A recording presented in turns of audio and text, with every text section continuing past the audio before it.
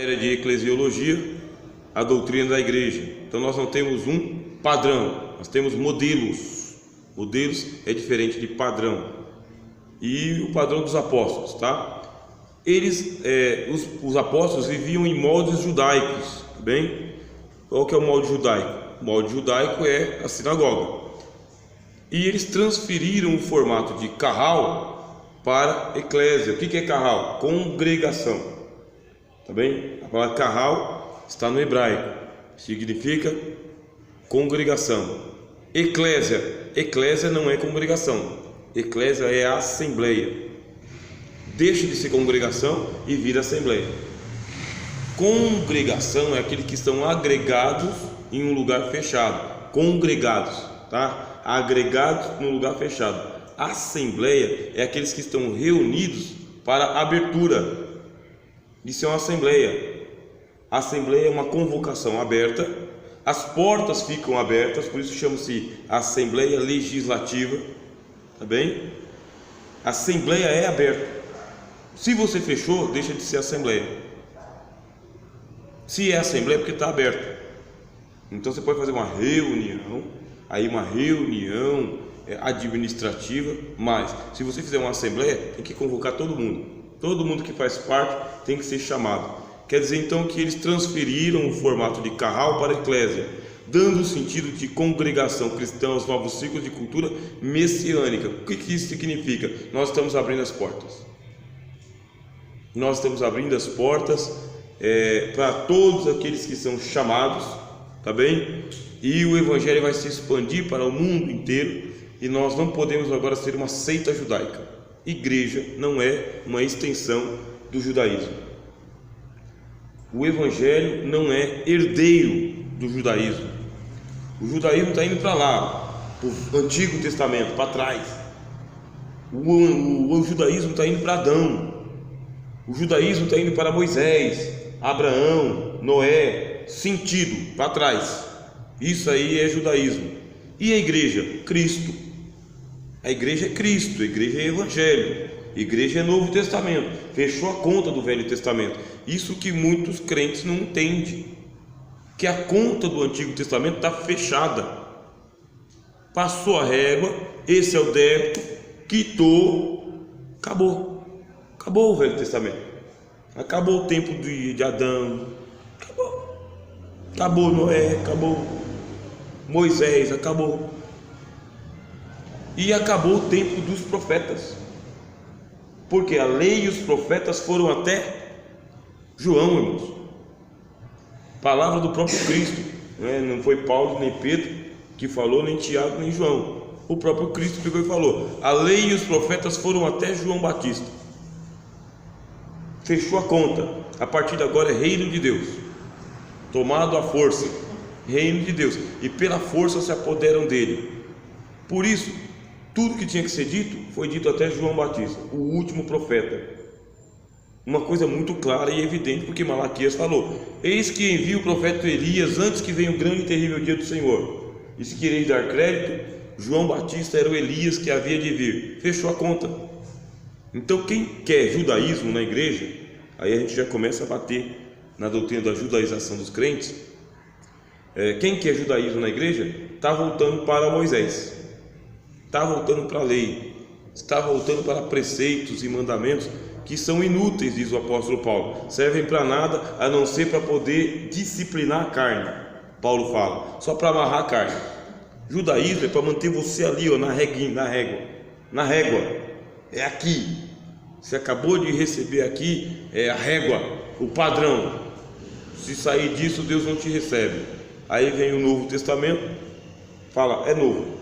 Quem está em Cristo, nova criatura é. As coisas velhas passaram. Adão está para trás, Moisés está para trás, Abraão está para trás, Noé está para trás, está tudo para trás. Vocês agora são uma nova criatura em Cristo.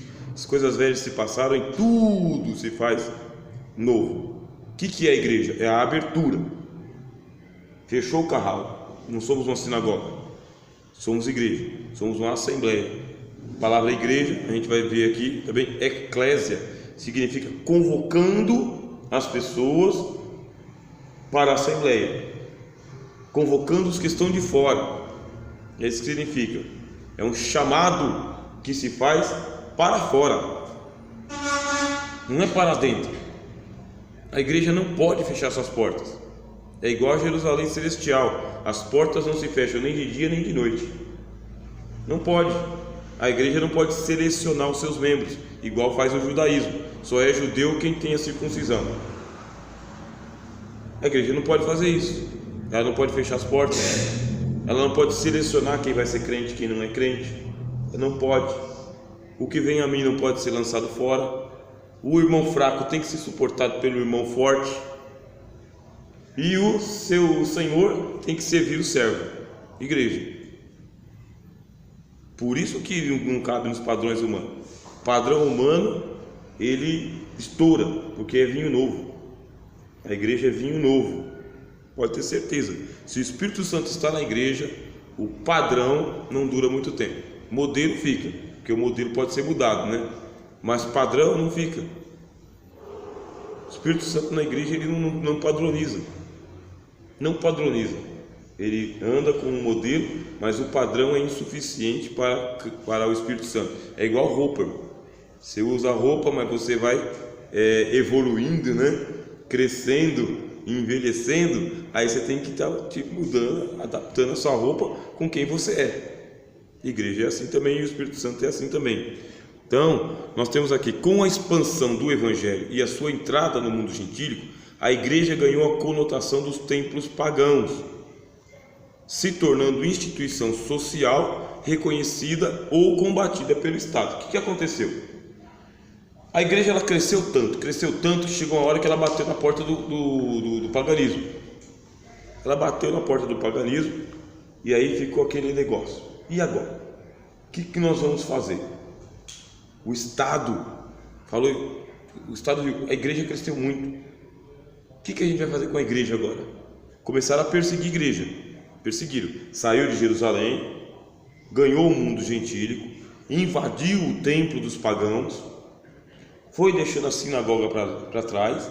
O Império Romano perseguiu a igreja. Chegou uma hora que falou: não dá mais para perseguir, tem mais cristão do que tudo, vamos dar paz. Aí deram a paz para a igreja, reconhecendo ela como uma instituição civil. Isso é em todas as sociedades, tá? Qualquer sociedade que não é cristã, que a igreja começa a pregar, chega uma hora que o número de cristãos chega, que o Estado tem que legislar. Escuta, agora vocês fazem parte do nosso povo também. Tem algumas leis de Estado que vocês têm que observar. Chega nessa hora que a igreja ela vai funcionar como organismo e organização. O que é que dá para a gente fazer? Dá para a gente organizar? Colocar uma placa do lado de fora? Fazer um estatuto social? Prestar contas? Pagar imposto ou não? O que dá para ser feito? A igreja vai se adaptando. O que não é negociável? Nisso que não é negociável, a gente é perseguido. E tem que suportar a perseguição do Estado. Tem coisa que não dá para negociar e ponto. O Estado vai vir, vai multar, vai fechar a igreja, sabe? Vai prender pastor. Tem coisa que não tem jeito. Não tem negociação. Mas tem coisa que tem, que não fere em nada a nossa consciência. Pediu para a gente abaixar o som, abaixa. Pediu para fazer um isolante térmico, tudo bem. Pediu para ter CNPJ, vamos ter. Não fere em nada. Isso aí, não fere em nada. Ó, nessa região aqui, ó, não tem nem comércio nem nada, mas naquela ali tem de tudo. Não fere em nada. Agora, pediu para fazer casamento entre pessoas do mesmo sexo, homem com homem, mulher com mulher. Aí já fiz. Aí o senhor está pedindo demais. Mas se o senhor não fizer isso aí, nós vamos fechar a sua igreja. Aqui só igreja paguei. O que eu vou fazer? Ou você começa a pregar a união homoafetiva e homossexual, ou então nós vamos fechar a sua igreja.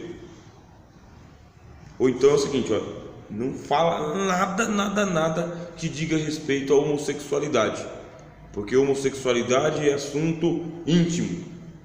Você tem que manter a igreja light.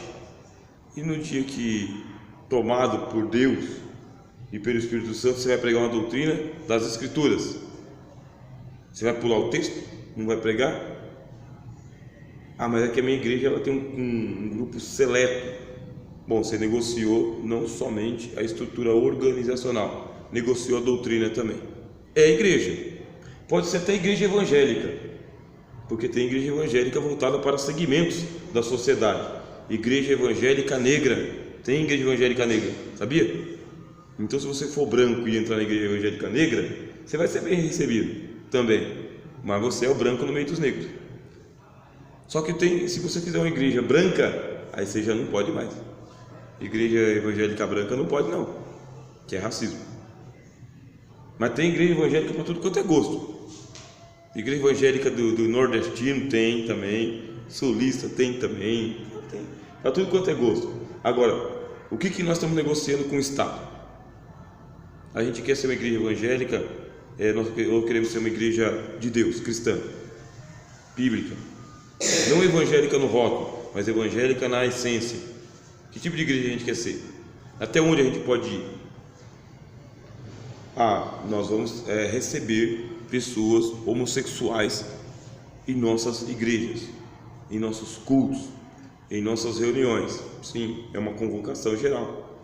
A igreja é uma instituição civil, vai receber essas pessoas, vai tratá-las bem, vai respeitá-las enquanto seres humanos, enquanto pessoas humanas. Mas se elas dizerem o seguinte: nós queremos ser batizados como casal de homossexuais, está mexendo em algo que fere a consciência do evangelho, vamos não. Então nós vamos denunciar vocês para as autoridades por preconceito, perseguição a alguém. Vamos fazer isso daí. O que a lei civil diz? O que o nosso estatuto diz? Por isso que uma igreja precisa ter uma diretoria com advogados. Tem que ter uma diretoria com consultoria jurídica, que conhece bem a lei, até os buracos do queijo, tem que conhecer, para poder ter um estatuto que lhe dá a segurança jurídica, para que na hora que você estiver fazendo uma pregação bíblica que fala dessa doutrina, a gente vai dizer o seguinte: a nossa igreja é uma igreja aberta, mas ela não é uma igreja homossexual, não é uma igreja gay. Tem igreja gay? Tem, então pode ir, tranquilo, que tem. Aí você pergunta o seguinte: mas por que tem a igreja gay e o gay quer vir para a igreja aqui, quer que o pastor casa ele aqui? Da mesma maneira a gente vai dizer em relação ao que é viciado mesmo, entorpecente, ou traficante mesmo de drogas, ou a prostituta, ou adúltero, a mesma coisa. Escuta, a nossa igreja prega o evangelho para a conversão dos pecadores, e a Bíblia diz que é pecado. Por isso a gente não vai batizar o senhor ou a senhora nessa condição em que você está. Você está me julgando e ninguém pode me julgar. Sim, de acordo com a palavra de Deus, esses são os critérios aqui que a gente absorve para poder dar continuidade à nossa comunidade, à nossa igreja, à nossa pregação, tranquilamente. Não é discriminação, não é preconceito, não é racismo, não é nada. É o que é aqui dentro, é o nosso padrão do estatuto social. Você vê então que fica mais difícil. A partir do momento em que a igreja se torna uma organização, sociedade civil, que a gente tem que entrar no acordo com o Estado, ficou mais difícil, bem mais difícil. E é por isso que pensa em ser pastor. Se você quer ser pastor, quer ser pastora, vai ter que ter um preparar mais. No mundo que a gente está vivendo agora, século XXI, tem que ter um preparar mais, porque se não tiver um preparar mais, não sabe lidar com um grupo heterogêneo e muito conhecedor de leis. Muito. Eu sou professor, então como professor eu dou aula para todos os adolescentes, todos, de todas as classes, todos.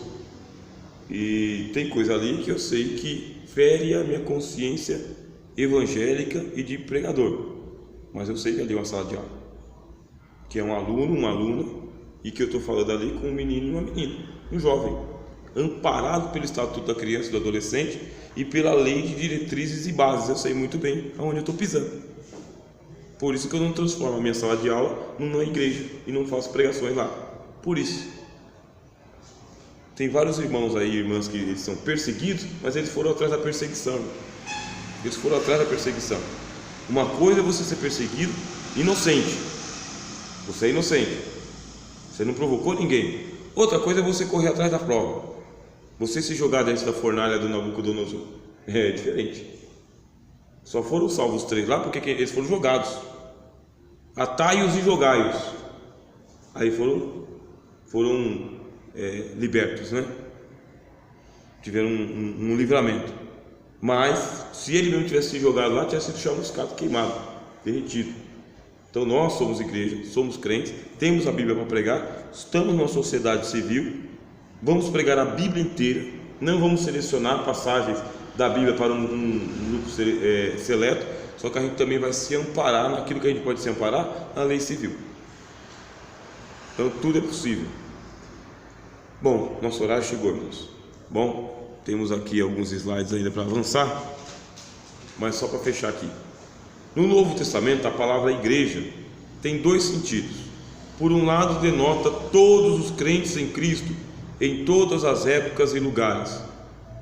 Esse sentido universal é encontrado em Mateus 16:18, em que Jesus promete que construirá sua igreja, e na figura do corpo de Cristo, desenvolvida por Paulo, com maior frequência. Porém, igreja refere-se a um grupo de crentes em dada localidade geográfica.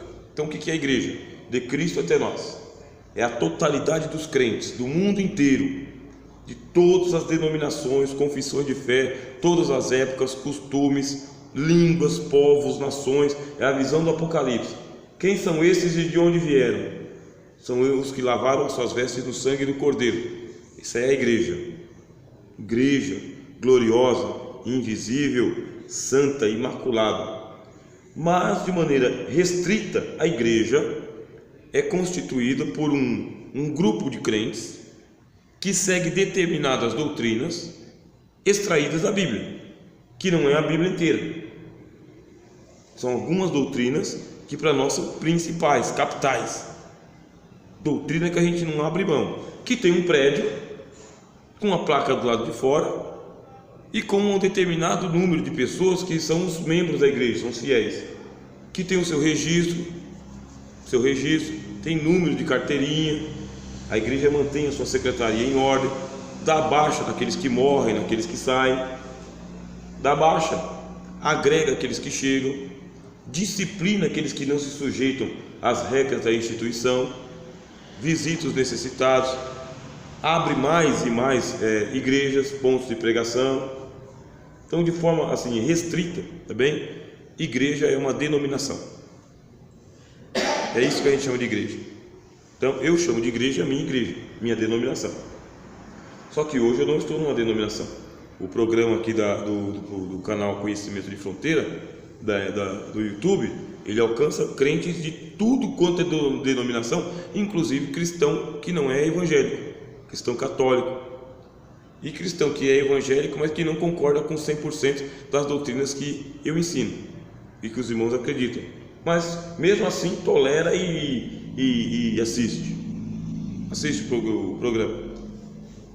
Quer dizer, então, que a gente está dentro de um fenômeno espiritual, que é algo que vai além da nossa compreensão ou do nosso discurso. Como não dá para eu ficar pulando de igreja em igreja e ter comunhão com todos os irmãos ao mesmo tempo, eu tenho comunhão com aqueles irmãos que seguem as mesmas doutrinas que eu. É mais restrito. Então, são pentecostais, igual eu creio no batismo com o Espírito Santo. É mais fácil você andar com um crente que crê igual você do que com aquele que fica te contradizendo o tempo todo, te corrigindo, te policiando. É difícil eu andar com um crente da Igreja do Véu, Congregação Cristã do Brasil. Por quê? Porque ele quer impor a doutrina do véu para mim, orar de joelhos, que dízimo é errado, certo é coleta, né? Que só tem que ter santa ceia uma vez por ano, que o lugar certo é lá. Não dá para andar com uma pessoa assim, mas isso aí é o que nos divide. Tem doutrina que nos aproxima. A fé em um só Senhor, um só Deus, um só Senhor, um só batismo, um só Evangelho, um só Espírito, um só céu. Doutrina que nos aproxima. Por isso, tenho amizade com algumas pessoas da Congregação Cristã do Brasil. Algumas. Que só dá para conversar com eles até aqui.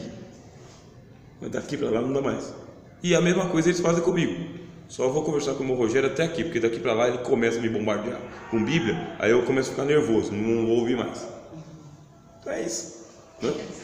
É isso.